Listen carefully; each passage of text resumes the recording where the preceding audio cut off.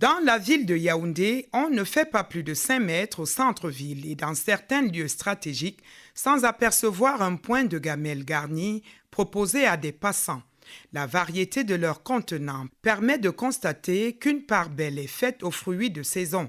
Ananas, pastèques, papaye, vendus à des prix abordables séparément ou mixés dans un mélange de couleurs de ces fruits savamment dosés. On trouve également des gamelles contenant soit des sandwichs, soit de la nourriture faite maison. Les vendeuses, elles, campent sous de grands parasols vers la mi-journée, attendant leurs abonnés, mais aussi les passants, éventuels clients et potentiels acheteurs. Le secteur d'activité semble porteur puisqu'il prend de l'ampleur et s'étend jusque dans les bureaux de nos administrations publiques et entreprises privées, sans que personne n'y trouve un inconvénient. Toute une véritable entreprise sans contrôle de qualité, de sécurité sanitaire et pourtant, selon une loi du 11 décembre 2018 portant loi cadre sur la sécurité sanitaire des aliments, ces nourritures commercialisées doivent être conformes aux principes et bases réglementaires relatives aux denrées alimentaires en vue d'assurer la protection de la santé des consommateurs et du respect des normes environnementales. Les aliments cuisinés doivent être consommés le jour J ou alors réfrigérés dans les 2 heures suivant leur préparation. Lorsqu'ils sont congelés, ils doivent être consommés au plus 2 jours après. La conservation des mets ou des fruits vendus en bordure de route ou dans les bureaux est donc très délicate. Le mélange effectué et la variété des aliments qui les composent imposent qu'on y fasse très attention. Que deviennent les gamelles invendues après toute cette exposition dans des conditions pas du tout maîtrisées de ces vendeuses? Des fruits et des nourritures restées étouffées dans ces contenants à longueur de journée, conservés plus tard et ramenés le lendemain pour être proposés de nouveau aux clients sont la cause de nombreuses maladies digestives avec la prolifération des bactéries et de la moisissure dans notre environnement. Les risques de maladies sont énormes. Qui régule ce commerce? Que regarde impuissant la Ligue camerounaise des consommateurs? Qu'en disent les nutritionnistes et les médecins?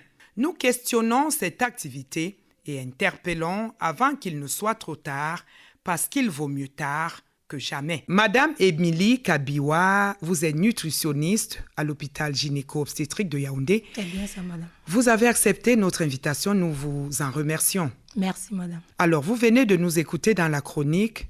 Qu'en dites-vous? C'est intéressant ce que vous avez dit. Il faut vraiment remarquer qu'il est temps de tirer la sonnette d'alarme. Est-ce que vous avez observé le phénomène dans les rues, dans les bureaux? Oui. Devant les hôpitaux, on a eu à remarquer ce phénomène.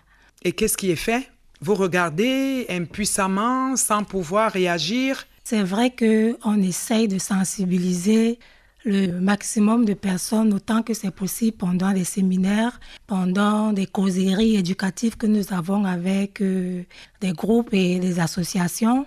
On leur rappelle que les repas faits dans la rue ne sont pas toujours ce qui est recommandé. Tout le monde sait qu'une alimentation riche en fruits et légumes est importante pour rester en bonne santé. Ça fait que quand on a vu ces fruits, on est intéressé. Quand on ne prend pas de fruits, on a une carence en vitamine C. Je pense que beaucoup sont sensibilisés là-dessus parce que sans la vitamine C, les gencives qui peuvent saigner, c'est la fatigue, c'est des blessures qui cicatrisent mal, c'est la vulnérabilité aux rhumes et aux infections. Donc les gens ont tendance à prendre des fruits, peut-être à tort et à travers, si on peut le dire ainsi. Mais il est vraiment urgent que les gens se rendent compte que quand on prend ces fruits dans la rue, ils ne respectent pas toujours les mesures d'hygiène recommandées. Justement, parlant d'hygiène et des intempéries, ces gamelles qui passent la journée étouffées, telles que nous l'avons décrit, à ces points de vente, est-ce que c'est vraiment recommandé? C'est pas recommandé du tout. On ne va pas arrêter de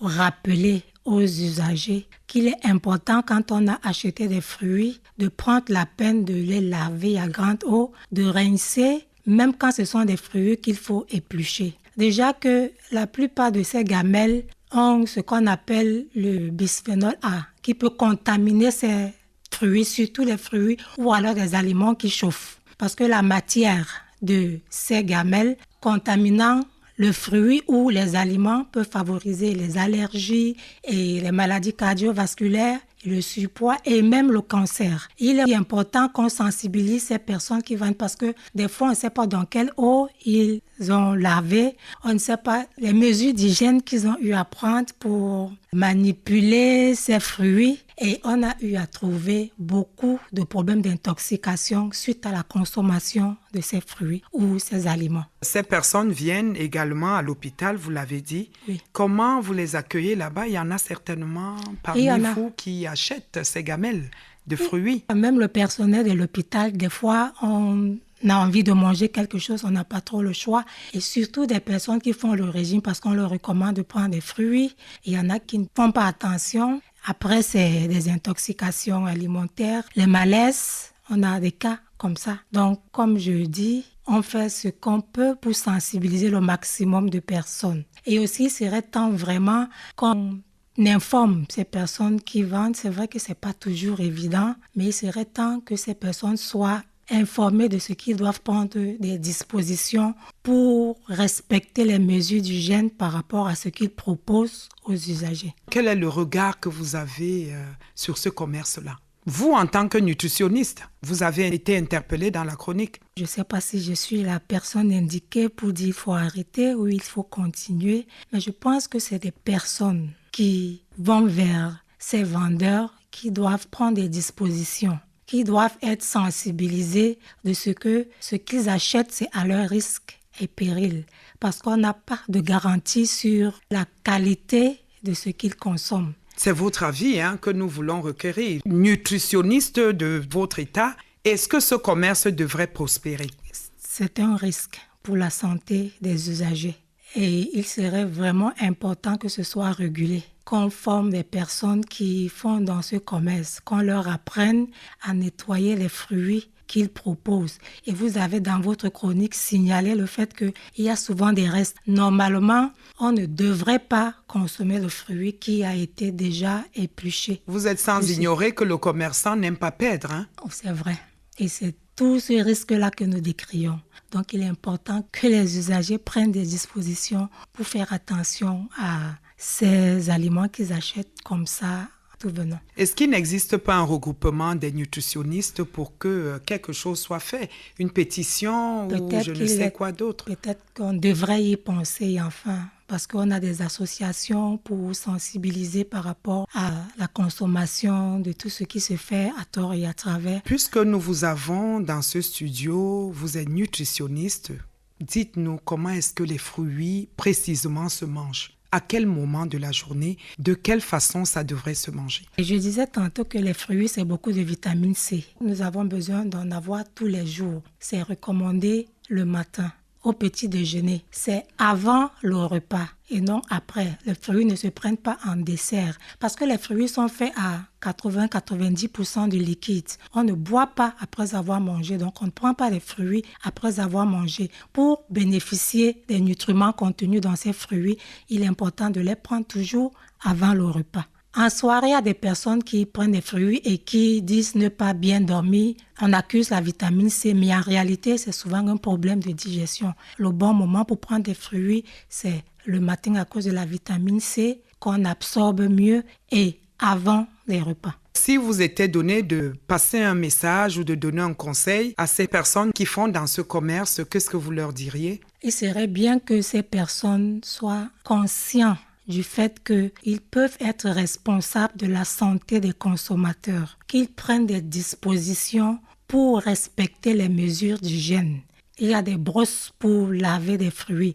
Et quand c'est venu des champs, si on ne prend pas toutes les dispositions qu'il faut pour dégager tout ce qu'il y a comme microbes et toxines, c'est vraiment le consommateur qui est exposé. Il serait bien que ces personnes soient conscientes du fait qu'ils sont responsables de la santé de ces assos qui viennent vers eux. Et quand il y a des restes, autant que c'est possible, il ne faut pas les proposer aux consommateurs.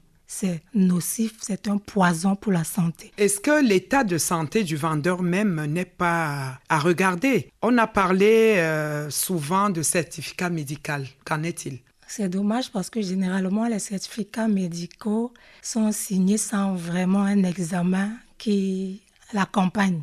En réalité, ces vendeurs aussi sont exposés parce qu'ils manipulent ces fruits qui ont des contaminants, qui ont des pesticides, qui ont pas mal d'autres substances, qui ont des gants qu'ils peuvent porter pendant la manipulation, mais qu'ils prennent des dispositions pour respecter les mesures d'hygiène pour eux-mêmes d'abord et qu'ils pensent à la santé des consommateurs. Voilà qui est dit, Madame Émilie Kabiwa. Nous espérons que votre message est passé. Vous êtes nutritionniste à l'hôpital gynéco-obstétrique de Yaoundé. Nous vous disons merci d'avoir accepté notre invitation. Merci, Madame.